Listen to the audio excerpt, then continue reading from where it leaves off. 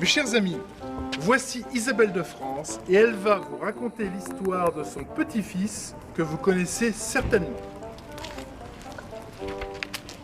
Je suis bien la fille de Philippe le Bel, mais surtout reine d'Angleterre, ayant épousé le roi Édouard II, et mon fils Édouard III sera à son tour roi.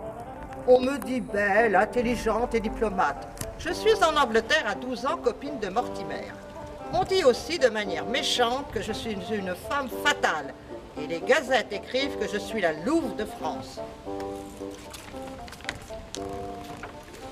Le 26 août 1346, Édouard III écrase les Français à Crécy et l'année suivante, il s'empare de Calais. Après une longue trêve pendant laquelle sévit la terrible épidémie de peste noire, le prince noir, héritier d'Angleterre, porte la guerre aux confins de la Guyenne et ses chevauchés aboutissent à la défaite de Poitiers en 1356, où le roi de France, Jean II le Bon, est fait prisonnier. À Bourges, en 1356, j'ai entendu dire que le fils du roi d'Angleterre, Édouard de Galles, plus connu sous le nom du prince noir en raison de ses habits et de son armure, était aux portes de Bourges. Il faut savoir que depuis Bordeaux, mon petit-fils fait des fantastiques chevauchés et rien ne l'arrête. Le diable en personne, dit-on à la cathédrale Saint-Étienne.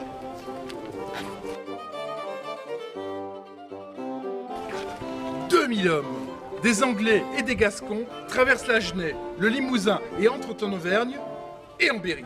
Commandés par John Chandos, ils pillent, tuent et mettent le pays à feu et à sang.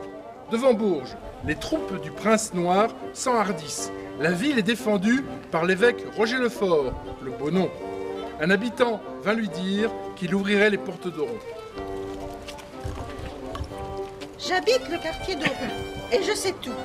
Cette trahison due à mon homme, le Péromonin, qui permit aux Anglais de s'avancer jusqu'aux murailles de la ville, vers le pont de l'Oron. Des combats se déroulèrent à proximité, mais des berruyers repoussèrent les Anglais et mon traître de mari fut simplement décapité. Et moi, je n'ai pas reçu les écus promis par le prince noir.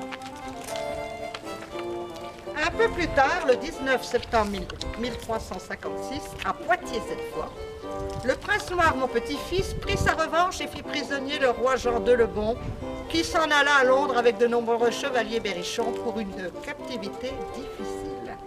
Et Jean de Berry devra se constituer prisonnier. C'est là que je ferai connaissance à Londres d'une jeune fille, Oursine. Et c'est peut-être son souvenir qui m'est revenu. Mais c'est une autre histoire. Et c'est une histoire que l'on vous racontera un peu plus tard.